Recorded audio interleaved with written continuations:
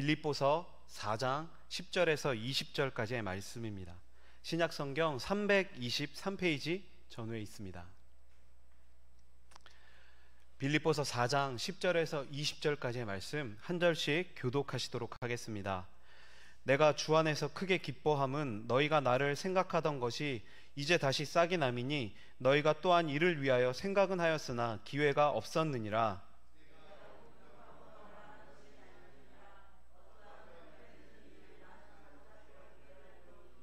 나는 비전에 처할 줄도 알고 풍부에 처할 줄도 알아. 모든 일 곧 배부름과 배고픔과 풍부와 궁핍에도 처할 줄 아는 일체의 비결을 배웠노라.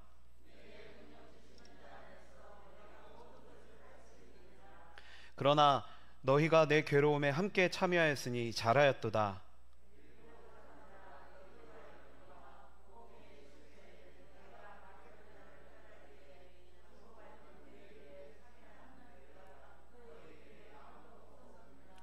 데살로니가 있을 때에도 너희가 한두 번뿐 아니라 두 번이나 나의 쓸 것을 보내었도다.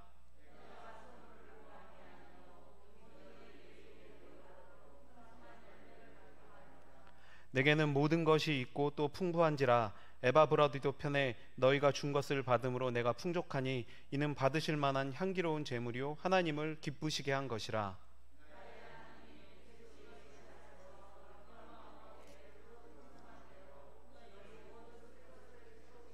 함께 있습니다. 하나님 곧 우리 아버지께 세세 무궁하도록 영광을 돌릴지어다. 아멘. 오늘 이 시간에는 우리 빌립보서 4장 10절에서 20절 이 말씀을 가지고 만족하는 삶이라는 제목으로 우리 빌립보서 강의 마지막 시간을 함께 하도록 하겠습니다.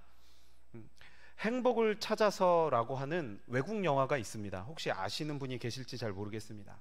나온 지 10년 정도 더 지난 영화입니다. 이 영화는 아마 이 제목에서부터 감이 조금 오실 것 같은데 아들 한 명을 데리고 길에서 노숙까지 했었던 어떤 한 사람이 그 대단한 성공까지는 아니지만 6개월간의 인턴 과정을 이겨내고 정식으로 취업하기까지의 과정을 다루고 있습니다. 이 영화의 주인공이 초반부에 굉장히 공감 가는 대사를 합니다. 그 주인공은 길에서 막 왔다 갔다 하는 그러한 사람들을 보면서 이렇게 생각합니다. 뭐라고 얘기하냐면요, 아직도 그 순간을 기억한다.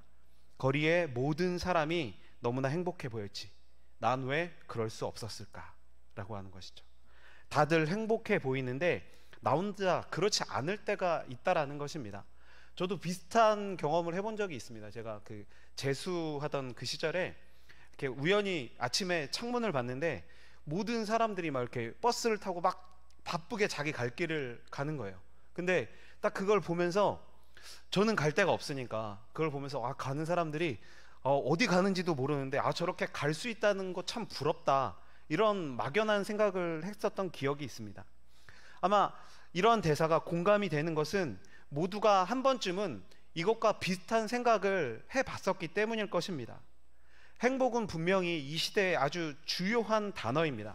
그러나 과연 나는 진짜 행복을 찾았다라고 말할 수 있는 사람이 몇 명이나 될까요? 또 그렇게 힘들게 얻은 행복이 있다면 우리는 그 행복을 과연 잘 지키면서 그렇게 살아가고 있을까요? 한 유명인은 지금 이 시대가 행복을 강요하는 시대다라고 그렇게 말을 합니다. 나는 행복해져야 한다. 나는 행복해져야 한다.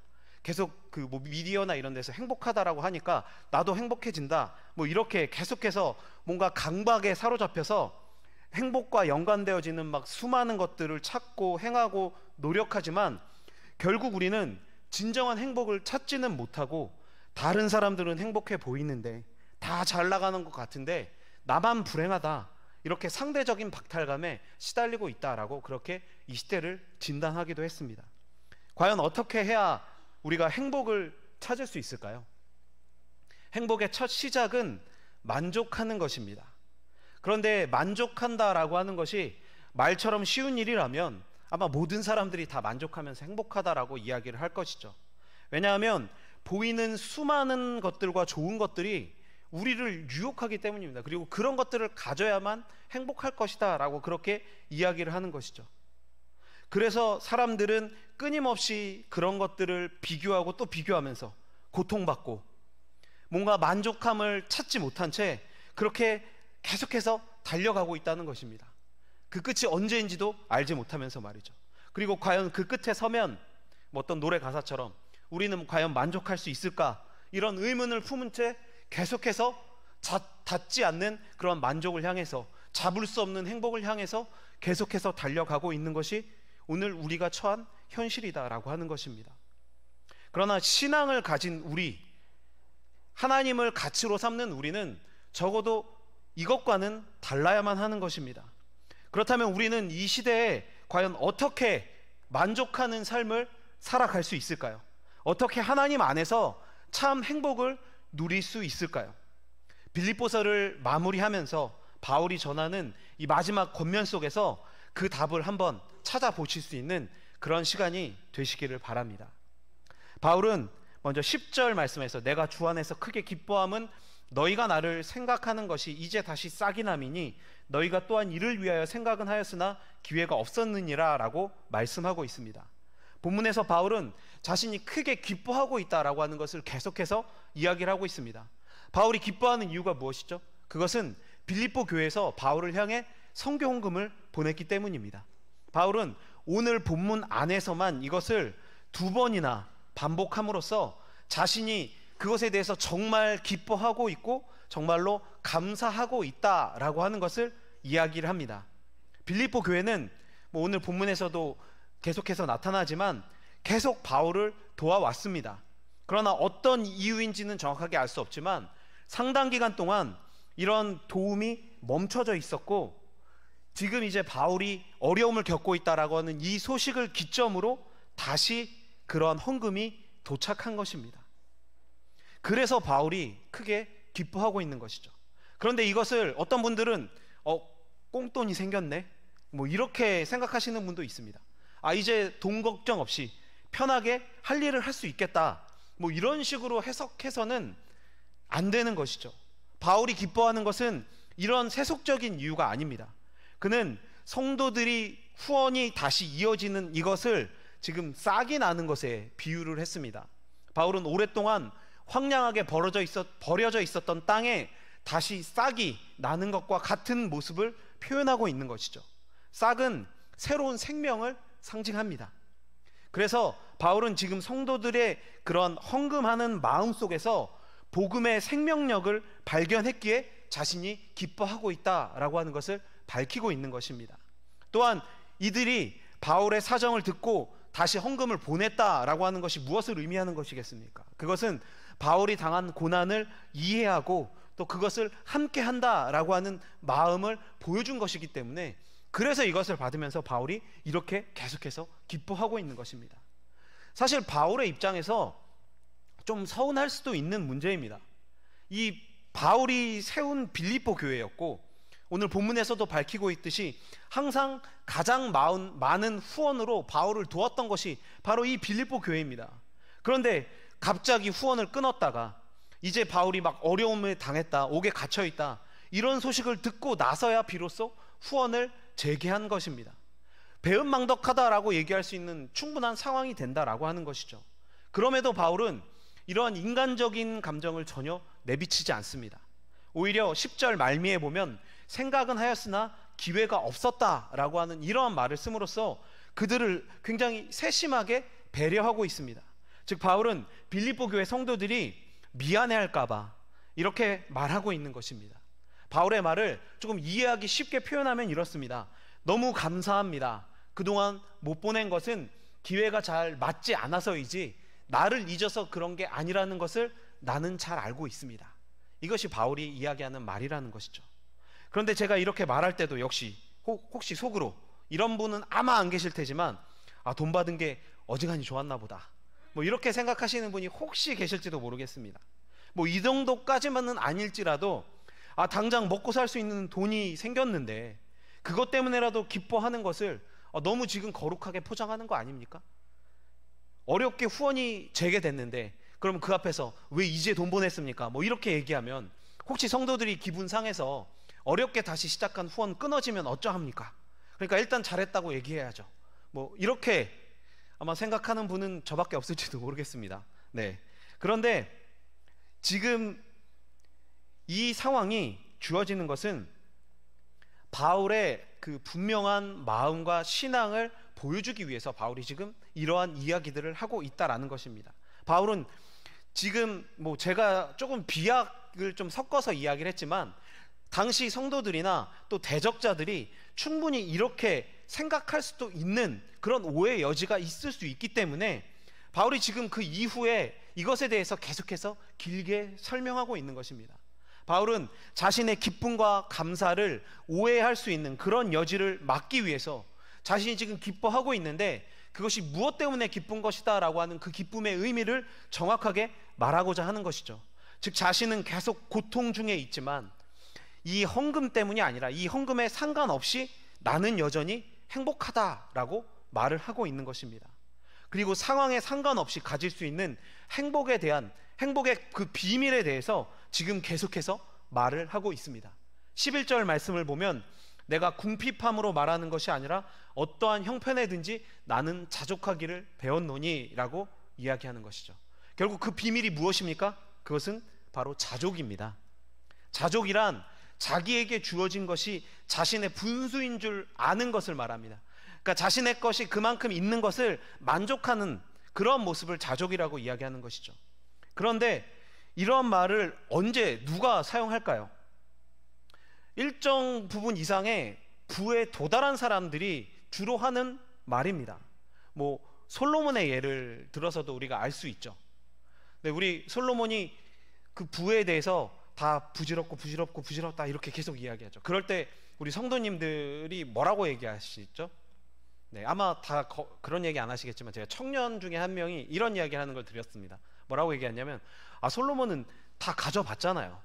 그러니까 부질없다고 얘기하죠. 그러니까 저도 일단 다 가져보고 부질없다고 얘기하겠습니다. 이렇게 이야기를 하더라고요. 아마 비슷한 마음일 겁니다. 그러니까 뭔가 좀 어느 정도 있어 봐야 뭘 자족을 하던 뭐 만족을 하던 하지 뭐 아무것도 없는데 어떻게 자족하고 만족할 수 있느냐라고 반문하는 것이 바로 오늘날 우리가 겪고 있는 상황의 솔직한 답이라고 할 수 있는 것이죠. 그러나 바울은 그러한 여지를 주지 않습니다. 이런 환경적인 조건에 상관없이 자신은 자족한다라고 분명하게 밝히고 있는 것이죠. 지금 당장 바울의 상황에 적용하자면 내가 돈 받아서 그냥 좋다 이게 아니라 이거 없어도 나는 불안하거나 힘들지 않다 이렇게 이야기를 하고 있는 것이죠. 바울은 예수님을 만나기 전에 분명 종교로 포장된 자신의 욕망과 열심을 따라서 살았습니다. 그리고 젊은 나이에 그 욕망을 실현시켰던 사람이죠. 그러나 그에게는 중요한 것은 어떠한 자신의 요구치에는 도달했을지 모르지만 만족함은 없었다는 것입니다. 바울이 진정으로 만족하게 된 것은 다메섹 도상에서 예수님을 만난 이후입니다. 그가 만족했다면 아마 예수님을 만난 후에도 그의 상황이 달라지지 않았을 것입니다. 그가 변했다라고 하는 것은 그가 그 이후에 만족했다라고 하는 증거가 되는 것이죠. 즉 예수님을 만남으로 그의 믿음이 올바라지고 그의 믿음이 성숙되어졌다라고 하는 것입니다.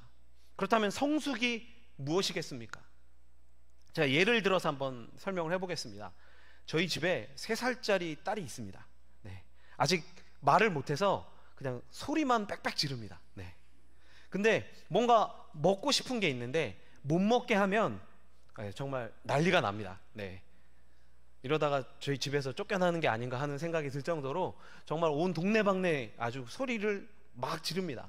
뭐 과자, 사탕 막 이런 것처럼 몸에 좋지 않기 때문에 이것을 못 먹게 하는 것인데, 그러니까 소위 얘기하면 다 지 좋으라고 하는 건데 이것을 이해하지 못하고 안 주면 줄 때까지 소리 지르고 막 바닥에 눕고 울고 난리도 아닙니다. 그런데 저는 이 모습이 사실 미성숙한 성도의 모습과 같다라는 생각이 듭니다. 그들은 어려움에 처하게 되면 하나님을 원망합니다. 왜 나에게 이런 환경을 허락하셨는지. 간증 들어보면 막 어떤 사람은 죽다가도 살아나고 막 돈도 그냥 막 떼돈을 잘 버는데 도대체 왜 나에게만 하나님께서 이런 환경을 허락하셨는지 참 그저 원망하는 일만 많고, 당연히 이렇게 원망만 하니까 하나님의 섭리를 발견할 수 없기 때문에 감사는 더더욱 하기 힘들어지는 것입니다.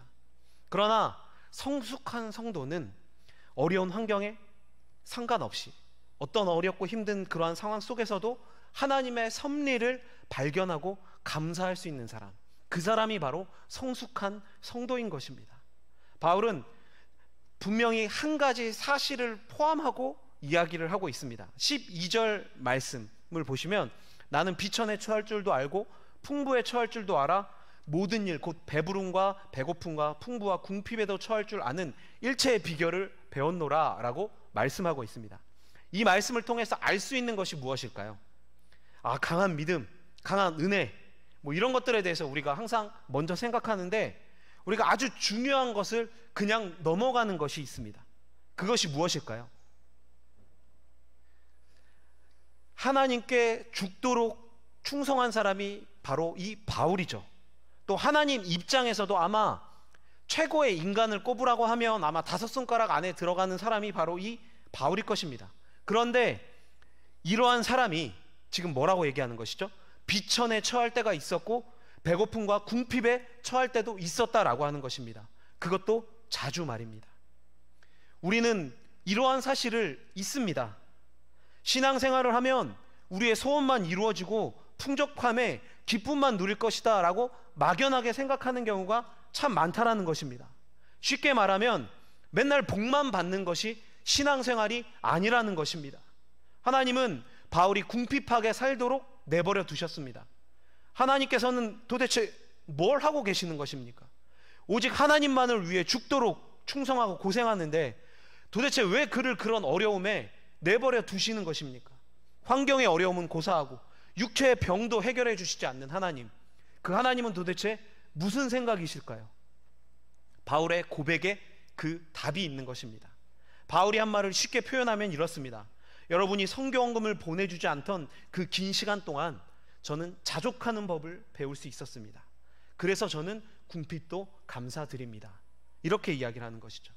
하나님께서 바울이 자족하게 하는 법을 배우게 하시기 위해 선교사역에 너무나도 필요한 물질의 공급을 일시적으로 중단하셨다라고 하는 것입니다. 따로 훈련이 필요 없을 것 같은 이 바울이지만 이런 훈련을 계속해서 받음으로써 그도 역시 만족을 배우고 있었던 것입니다. 세상의 기준과 가치로 만족함이 아니라 하나님을 알아가고 그분의 뜻을 실천하는 그 삶 속에서 하나님이 주시는 만족함을 배우고 있었다라고 하는 것입니다. 그래서 성도들의 헌금이 감사하고 기쁜 일이지만 자신은 이것에 연연해하지 않고 하나님 안에서 자족함으로 기쁨과 감사를 누리고 있다라고 그렇게 자신 있게 말할 수 있는 것입니다.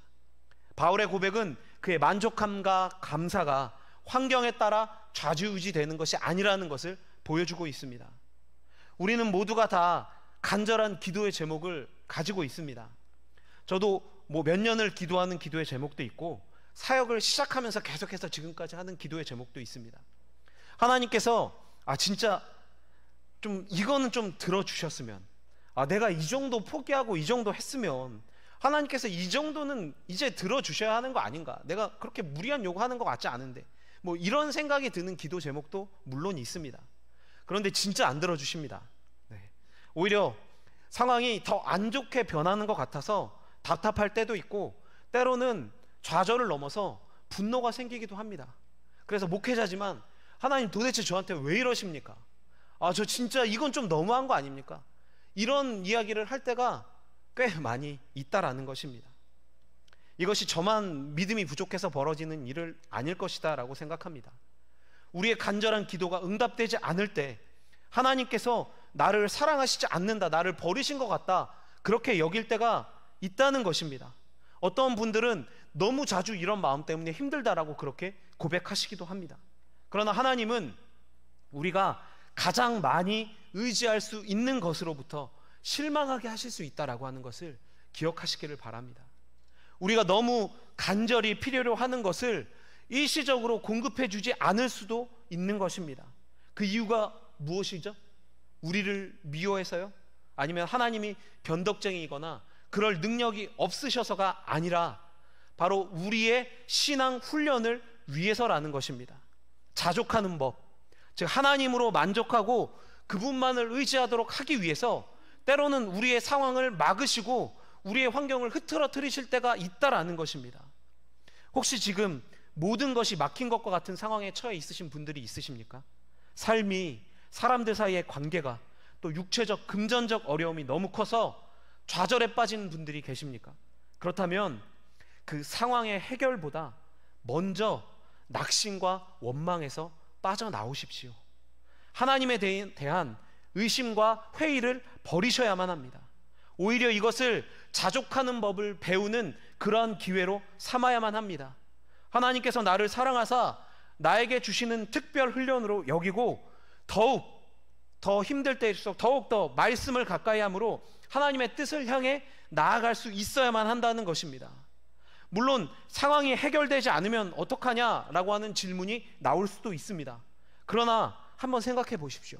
과연 지금 눈앞에 닥친 문제, 여러분들을 정말 힘들게 하고 어렵게 하는 그 문제, 이것 때문에 막 살기 힘들다라고 여겨지는 그 문제가 해결되면 이제 다시 이런 문제가 생기지 않을까요? 이제 내 인생은 계속해서 행복하고 계속해서 즐거울까요? 아니죠. 그렇지 않다라는 건 굳이 제가 설명을 드리지 않아도 모두 다 잘 아실 것입니다. 그러니 당장 눈앞의 문제의 해결도 물론 중요하겠지만 자족함을 통해 만족함을 배워서 우리 앞에 닥칠 고난들에 대한 내성을 길러야만 한다라는 것입니다. 그것이 되지 않으면 우리는 정말 밑빠진 독처럼 하나가 해결되어도 금세 또 다른 문제를 끌어안고 또 한숨 쉬며 언제 그랬냐는 듯이 신세를 한탄하고 하나님을 의심하는 그런 행동을 반복하게 된다라고 하는 것입니다. 바울은 환경의 사정이나 어떠한 환경이나 사정 이런 거에 따라 만족함과 감사가 변하지 않았습니다. 빌립보 교회가 헌금을 주면 한없이 기뻐하고 헌금을 끊으면 돈이 떨어진 것에 대해서 한탄하고 원망하지 않았다는 것입니다. 헌금이 보내지면 그것으로 성도들이 하나님을 향한 사랑과 사역자를 향한 존중이 나타나 기쁘고 감사한 것이며 후원이 없어 힘들 때는 그것대로 하나님께서 지금 나를 사랑하사 연단시키셔서 죽을 것 같지만 여전히 살려주시고 이러한 사명을 계속해서 주시고 감당할 수 있게 해주시는 이것에 대해서 감사하다라고 하는 것을 배웠고 이해했다라고 하는 것을 말하는 것입니다. 과연 어떻게 하면 이런 바울처럼 우리도 감사하며 자족하는 삶을 살아갈 수 있을까요? 그 답을 우리는 앞에서 계속 얘기했지만 감사에서 찾을 수가 있는 것입니다. 감사에는 흔히 세 종류가 있다라고 합니다. 나는 어떤 감사를 하고 있는지 한번 생각해 보시면 좋을 것 같습니다. 첫째는 만일의 감사입니다. 그러니까 만일 이 조건을 들어주시면 제가 감사하겠습니다 라고 하는 거죠. 아마 이것이 우리가 가장 많이 하는 감사일 것 같기도 합니다. 두 번째는 때문에 감사입니다. 돌이켜 봤던 어떤 것 때문에 좋았던 일에 대해서 내가 감사한다 라고 하는 것이죠. 그러나 이것은 잘못했던 기억이 아니면 망가졌었던 문제가 떠올라서 원망과 후회로 종종 바뀌기도 한다라고 합니다. 그리고 세 번째는 그럼에도 불구하고의 감사입니다. 그러니까 이것은 환경과 상관없이 모든 것이 합력하여 선을 이루도록 하시는 그 하나님의 섭리 안에서 행하는 참 감사라고 할 수 있습니다. 이 중에 우리는 과연 어떠한 감사로 하나님 앞에 나아가고 있을까요? 성도 여러분들은 어떤 감사를 하나님 앞에 주로 하고 계시는 것입니까? 우리는 범사에 감사한다라고 그렇게 정말 입버릇처럼 이야기를 합니다. 그러나 이러한 감사는 인생의 풍파를 맞게 되면 금세 사라져 버리죠. 만약 우리가 어떠한 상황에서도 감사할 수 있다면 우리의 인생은 분명히 달라질 것입니다. 바울이 전하는 복음의 참 진리와 온전한 기쁨을 분명히 소유하게 될 것입니다. 우리에게 위안이 되는 것이 무엇인가요? 그것은 이 대단한 바울도 이것을 처음부터 안 것이 아니라 훈련을 통해서 배웠다는 것입니다. 즉 그도 마음속에는 막 원망도 있었고 막 핑계도 있었고 한탄도 있었고 분노도 있었다는 겁니다. 그러나 그것이 계속되는 하나님의 자족하는 법을 배우는 훈련을 통해서 점차 감사로 바뀌어가고 만족으로 바뀌어갔다라고 하는 것이죠. 이런 고난의 시간들, 환경을 통해서 바울은 어떠한 상황 속에서도 감사할 수 있는 훈련을 계속해서 받고 있었다라고 하는 것이죠. 그렇기 때문에 우리도 조금 해보다가 아, 역시 나는 안 돼. 못하겠어. 하나님이 나한테 감히 이러면 안 되는 거야. 뭐 이렇게 이야기하면서 자족하는 신앙을 포기해서는 안 된다는 것입니다. 왜 훈련이겠습니까? 훈련은 한 번에 다 되지 않습니다. 한 번에 원하는 만큼의 결과가 나타나지 않을 수도 있다라는 것입니다. 사실 한 번에 다 되고 다 이루면 훈련이 왜 필요하겠습니까? 훈련이 필요 없는 것입니다. 계속되는 훈련을 통해 또 반복을 통해 우리는 기술을 배우고 노하우를 알아가면서 점차 숙달되어 가는 것입니다.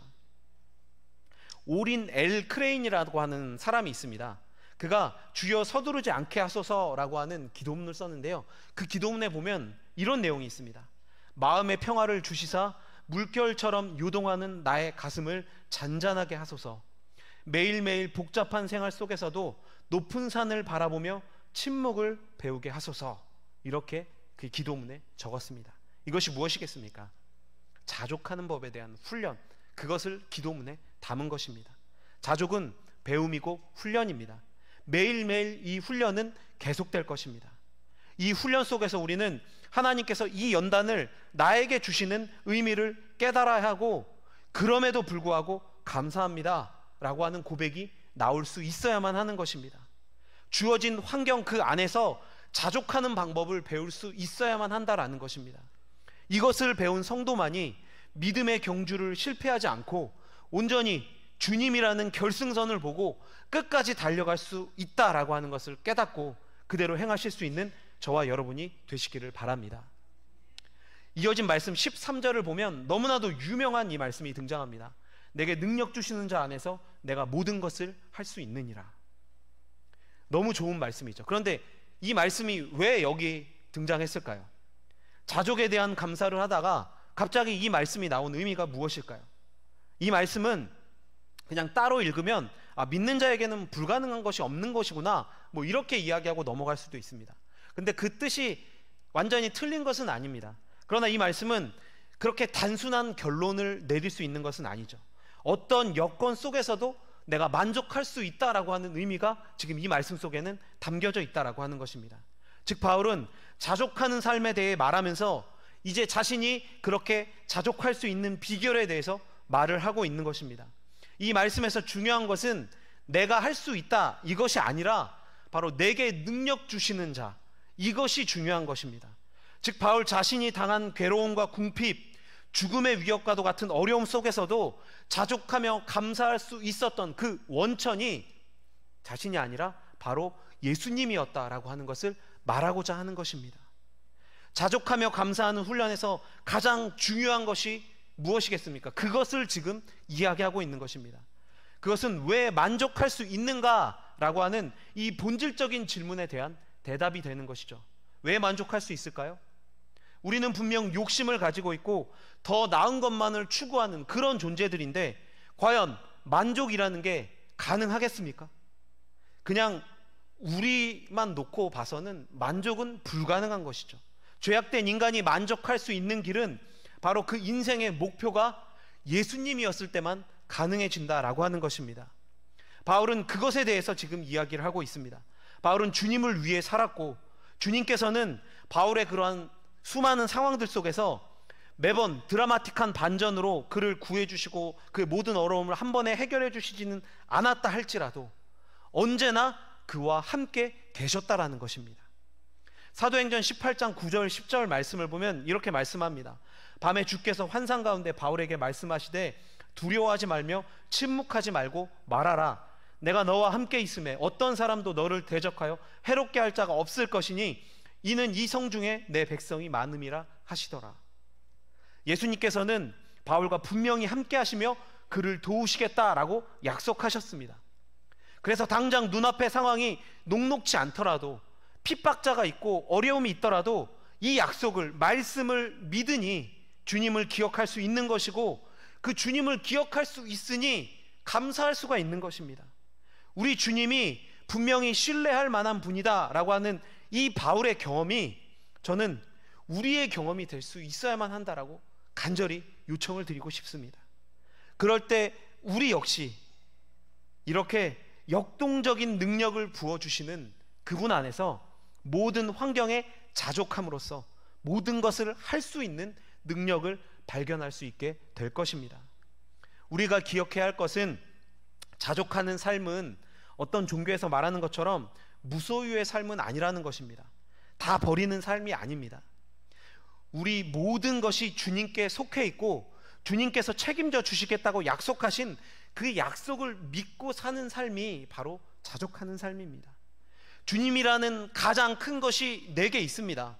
그러니까 내가 조금 부족하고 내가 조금 어려워하는 그런 조그만 것들이 없어도, 그게 부족해도 나는 이 주님이라는 가장 큰 것을 내가 가지고 있으니까 괜찮다라고 말할 수 있다라고 하는 것입니다. 그리고 우리의 필요를 아시는 그 주님께서 당신의 방법과 계획대로 결국 채우실 것이니 우리는 그저 그분의 일하심을 믿고 그분의 능력에 의지해서 자신에게, 우리에게 맡겨진 삶에 최선을 다하면서 살아가는 것입니다. 그것이 바로 자족하는 삶이며 만족하는 삶이 되어진다라고 하는 것입니다. 그때 우리는 내가 없는 것, 이루지 못하는 것, 이런 것들에 집착하는 삶이 되는 것이 아니라 주신 것에 감사하고 평안과 기쁨을 누리는 삶을 살아갈 수 있게 되어지는 것입니다. 이것을 분명히 기억하시고, 한 번에 다 될 수는 없겠지만 조금씩 더 자족하는 삶을 향해 그렇게 나아가실 수 있는 저와 여러분이 되시기를 바랍니다. 이제 말씀을 정리하겠습니다. 기쁨을 말하는 이 빌립보서 서신을 마무리하며 바울이 전하는 최종적인 메시지는 항상 기뻐하는 것, 그리고 자족하고 만족하는 삶입니다. 그러나 앞에서도 계속 이야기했지만 이것이 쉽겠습니까? 사실 이것만큼은 어려운 것이 없죠. 바울도 마찬가지입니다. 그는 주님의 일을 하기로 결단했지만 그렇다고 난 주님 위에 살겠어 이렇게 이야기했으니까 그 당하는 모든 고통이 다 괜찮을까요? 다 감내할 수 있을까요? 절대 그럴 수가 없죠. 인간이라면 그럴 수가 없는 것입니다. 또 사실 생각해보면 좀 억울하지 않습니까? 바울 정도 헌신했으면 그래도 일이 좀 잘 풀리고 승승장구하는 그런 삶을 살아도 사실 누가 뭐라고 하지 않을 것 같습니다. 그 사람은 저 정도 했으니까 이 정도 누리는 거 좀 괜찮다라고 이야기할 것 같습니다. 이것이 꼭 세속적인 것만을 말하는 것도 아닙니다. 바울이 교회를 세우면 사람들이 구름처럼 몰려오고 대적들은 바울이 말 한마디만 하면 다 쓰러져서 누구도 바울 앞에서 대적할 수 없는 그런 역사가 계속 나타나야 하는 거 아닙니까? 바울 정도 되는데, 다른 사람도 아니고 그 바울인데. 그런데 어떻습니까? 이게 뭡니까? 바울은 스스로 만족한다라고 하지만 그의 삶을 보십시오. 맨날 맞고 욕먹고 쫓겨나고 옥에 갇히고 이런 것만 반복되는 삶입니다. 심지어는 그가 세운 교회마저도 바울을 의심하고 바울이 사도가 아니다 이렇게 이야기하는 사람들이 심심치 않게 나타났죠.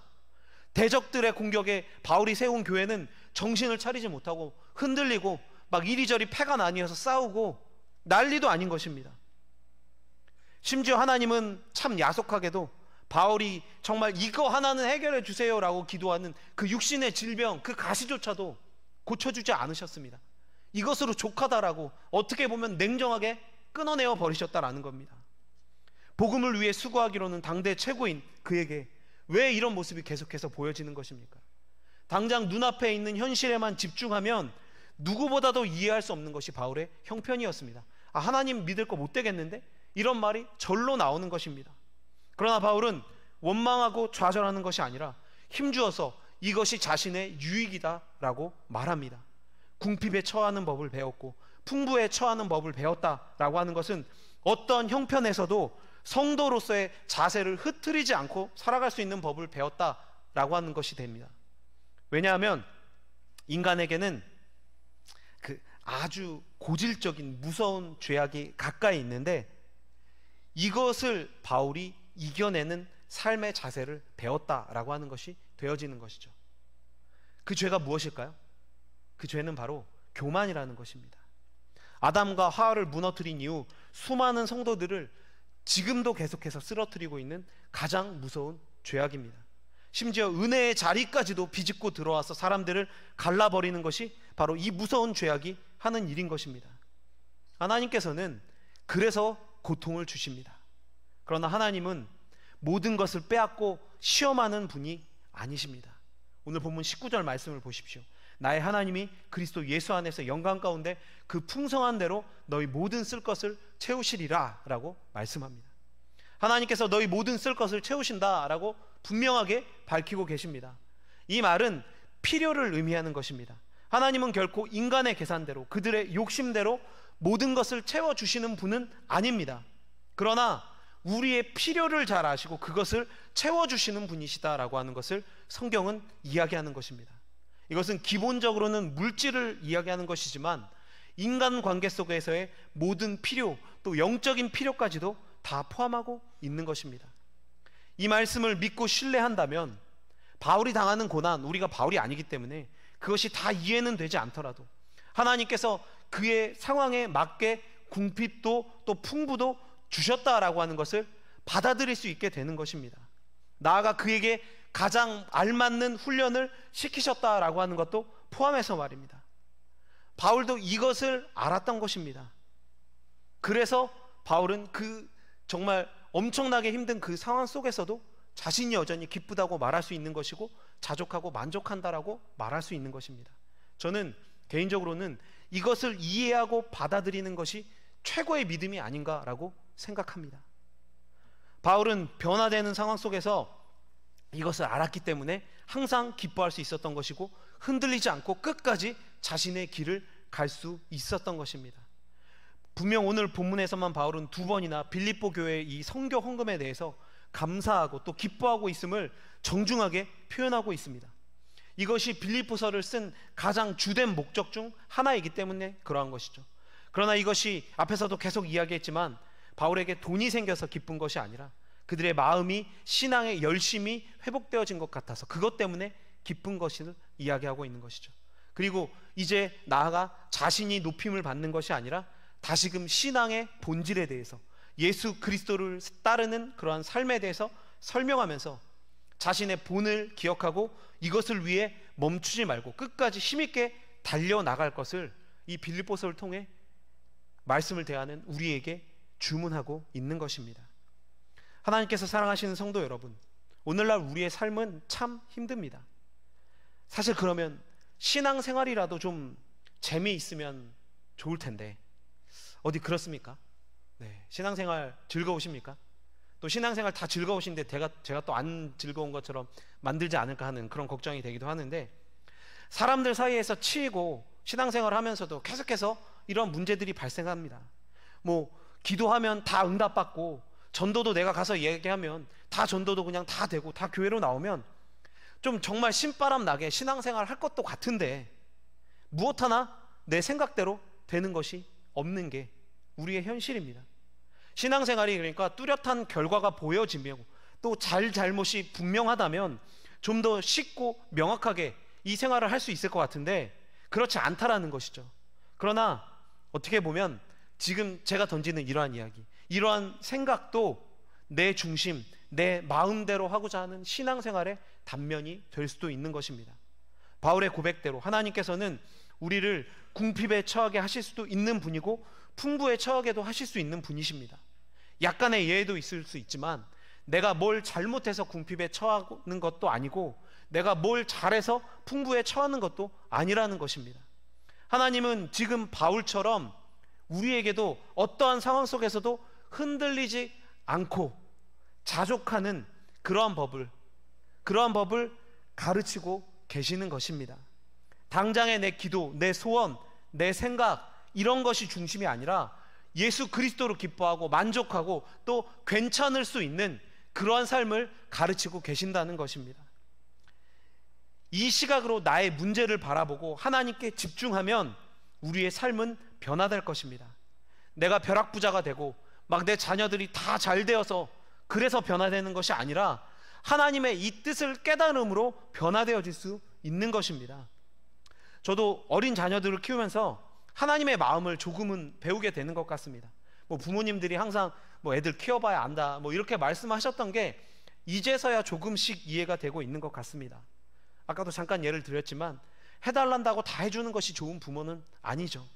때로는 실패한 것을 또 그것 때문에 아파할 것을 알면서도 눈물을 머금고 하지 못하게 하고 또 때로는 실패하도록 그냥 내버려 둬야 하는 일들이 참 많은 것 같습니다. 그것을 견디고 또 이기고 성장해서 그들이 더 강해지도록 하기 위한 것이죠. 하나님께서는 그런 마음으로 우리를 보고 계시며 우리의 환경을 주장하고 계시는 것입니다. 그러니 그저 눈앞에 보여지는 상황에 일희일비하지 마시기를 바랍니다. 또 이것은 당신이 잘해서 받은 복이다, 또 저것은 당신이 잘못해서 발생한 저주다, 뭐 이런 식으로 다른 사람들의 신앙이나 삶을 함부로 평가하지 마시고 바울처럼 예수 그리스도를 알아가는 그 삶 자체로 기쁨을 누리기를 힘쓰시기를 바랍니다. 다 잘 될 거다, 뭐 이런 흔한 위로가 아닙니다. 우리에게 주어진 구원과 절대 빼앗기지 않을 그 영생의 기쁨을 생각하고 견디고 또 때로는 버티셔야 한다라고 하는 걸 말씀드리고 있는 것입니다. 또 우리의 모든 필요를 아시는 주님께서 우리와 함께하고 계심을 무엇보다도 굳게 믿으시기를 바랍니다. 그렇다면 제가 뭐 어린 목회자지만 감히 목회자로서 장담하건대 이 길 가운데서 보게 되실 것입니다. 뭘 보게 되실까요? 나의 모습을 누구보다 기뻐하고 계시며 지금도 나와 동행하고 계시고 끝까지 나와 함께 하실 우리 주님을 보게 되실 것입니다. 그리고 그분께 인정받고 영광스러운 그분의 품에 안겨 세상의 모든 고생과 그 수고를 위로받고 영원한 기쁨의 자리로 나아가게 될 것입니다. 이것을 기억하시면서 오늘도 우리에게 주어진 이 힘겨운 삶 속에서 하나님이 주신 기쁨을 유지하며 주님만 바라보고 끝까지 나아가실 수 있는 복된 성도의 길을 가실 수 있는 저와 여러분이 되시기를 바랍니다.